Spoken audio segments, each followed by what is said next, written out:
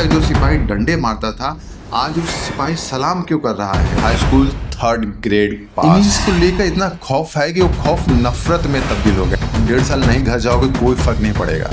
जब नौकरी करोगे ना दोस्तों, तो आपको खुद ही पता चलेगा। आप कई बार तो 2-2 साल के बाद घर जाओगे। 14 मई 2007 जेठ का पहला दिन, लकलकाती दोपहरिया, भीषण गर्मी, उसमें 39 kg का एक लड़का, एक phone, rank 48 in the UPSC union public service commission ने, उस एक फोन ने उस गहराती हुई दोपहरिया को एकदम से हसीन शाम में बदल दिया।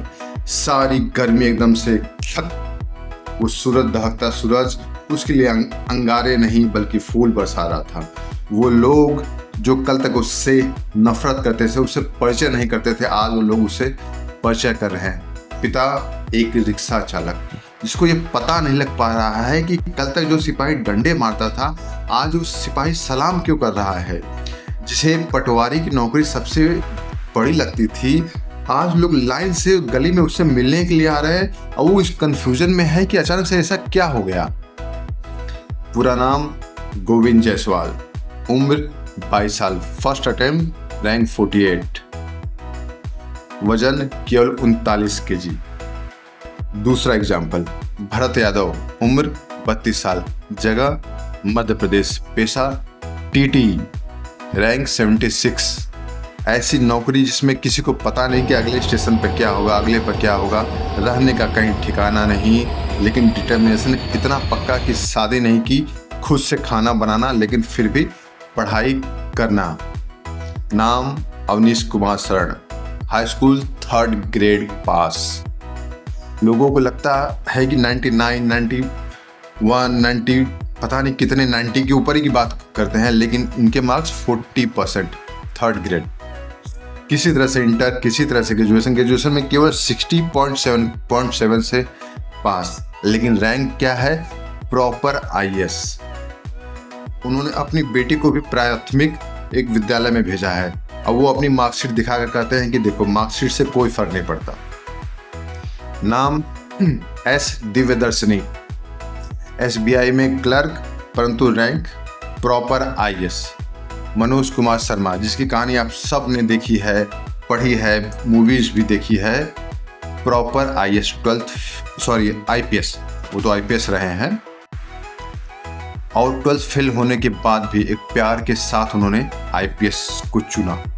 ये सारी जो कहानियां हैं ना, ये हकीकत में है, कोई हवाई कहानियां नहीं है, आप भी जान रहे हैं। और यूपीएससी को कोई फर्क नहीं पड़ा कि इनका बैकग्राउंड क्या था, इनके पिता क्या थे, इनकी शक्ल क्या थी, इनका जॉब क्या था, ये 12th फेल थे कि क्या थे, इनको कोई फर्क नहीं पड़ा। यूपीएससी ने फिर भी इनको सिलेक्शन लिया। और आपको लगता है कि काश मेरा बैकग्राउंड ऐसा हो जाता, वैसा हो जाता, मेरे पिता ऐसे हो जाते, मेरे पास इतने पैसे होते, तब कुछ होता। कोई फर्क नहीं पड़ता। इस एग्ज़ाम को आपके बैकग्राउंड से कोई फर्क नहीं पड़ता। इस एग्ज़ाम को मिनिमम क्राइटेरिया चाहिए जो आपको पास करना है। और हमारे यूपी बिहार के लड़कों में क्या होता है, इंग्लिश को लेकर इतना खौफ है कि वो खौफ नफरत में तब्दील हो गया है। सच ये है दोस्तों कि आपको इंग्लिश को थोड़ा सा दोस्त बनाना पड़ेगा, थोड़ा सा दोस्ती करना पड़ेगा। CSET जब से लागू हुआ है तब से आपको उसके अनुसार से अपने आप को चेंज करना पड़ेगा। CSET के लिए इंग्लिश सीखिए, करिए। मेंस आप भले ही हिंदी में दीजिए, इंटरव्यू भले ही हिंदी में दीजिए, कोई फर्क नहीं पड़ता, लेकिन पहली बाधा पार करने के लिए आपको करना पड़ेगा। अब यूपीएससी ने लागू कर दिया तो आपको एडजस्ट करना, यूपीएससी कभी नहीं एडजस्ट करेगी। एडजस्ट आपको करना है। सच्चाई तो ये है, आपको पहली बाधा हर हाल में पार करनी पड़ेगी। और जो अक्सर लोग कहते हैं 18 घंटे, 19 घंटे, 20 घंटे, 24 घंटे, ऐसा कुछ कभी नहीं हो पाएगा। यूपीएससी एक 100 मीटर की दौड़ नहीं है जो आप अचानक से दौड़ गए। ये खुद एग्जाम 1.5 साल का है भाई।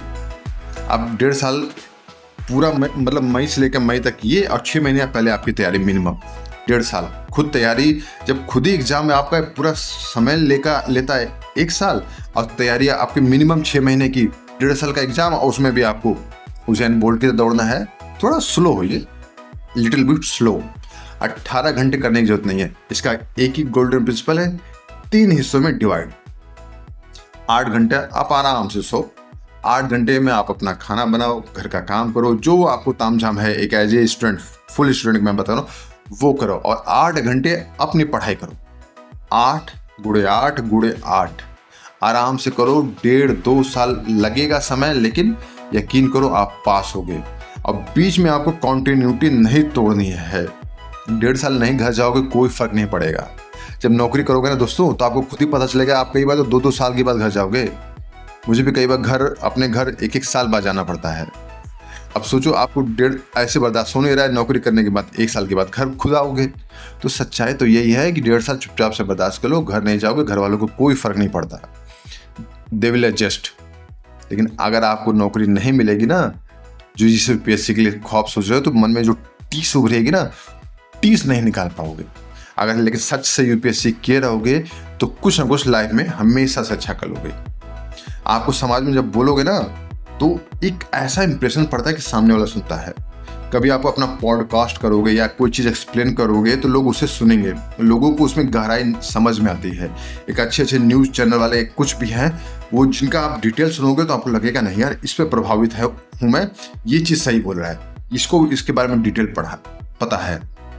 यूपीएससी आपको कम से कम, आप खुद ही डॉक्टर विकास द्विवेदी की एक बात देखो, उन्होंने खुद कहा था, मेरा बेटा यूपीएससी दे ना दे, लेकिन मैं अपने बेटे को चाहूँगा वो कम से कम 6 महीने मिनिमम यूपीएससी का सिलेबस पढ़ ले, क्योंकि वो उसको कायदे का इंसान बनाता है यूपीएससी का सिलेबस।